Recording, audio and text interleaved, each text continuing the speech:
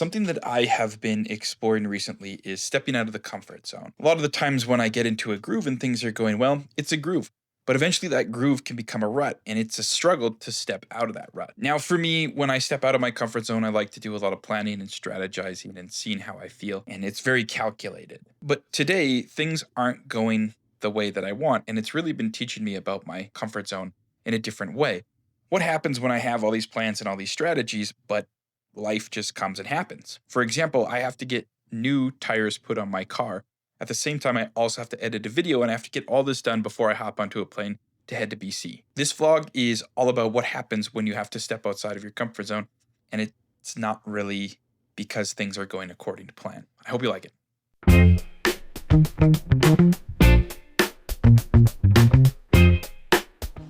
Hi, can I get 2 breakfast sandwiches, both without any bun? I didn't bring headphones. This is the noisiest fucking Tim Hortons I've ever been to in my life. Let's see if we can get a video edited. You look good, dude. Well, that was one of the most challenging edits I've ever had to do. I don't know what it is with this particular Tim Hortons. People are like watching full television episodes and listening to music, volume just cranked all the way.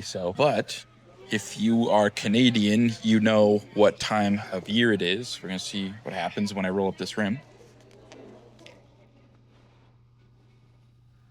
It's play again. I got play again. I didn't win.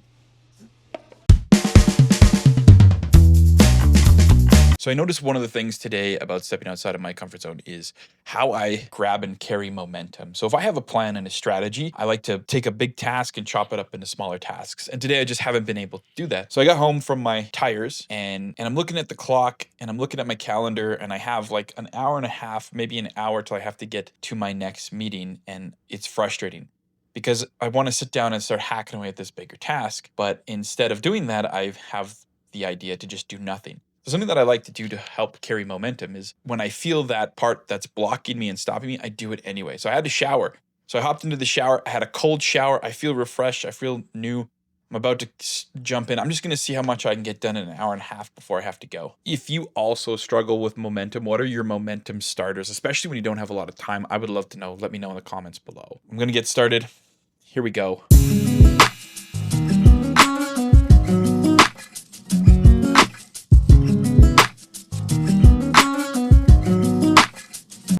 I don't know if it's the universe just trying to send me a message or what it is, but whenever I'm in moments like this, something that keeps coming up for me is just how grateful I am.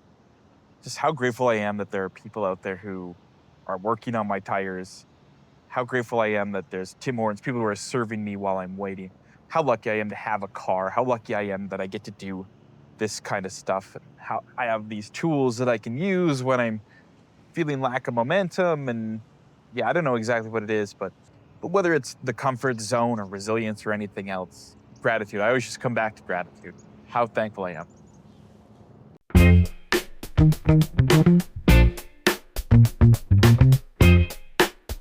Whether it's on purpose or a matter of circumstance, getting pushed outside your comfort zone isn't always an easy thing to do. I hope this little adventure helped. And if there's one thing that I could leave you with about the comfort zone, the one thing that I think would fix anybody who's looking to step out of their comfort zone, one piece of advice I'd give you, it would be that